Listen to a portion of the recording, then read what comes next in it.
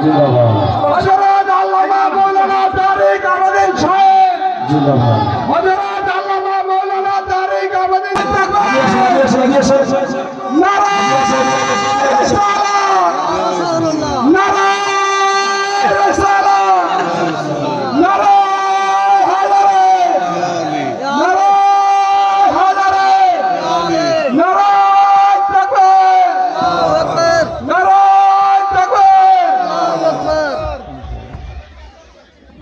আপনারা সামনে আগিয়ে আসে, বাংলা ভাষায় একটাও বোঝে না।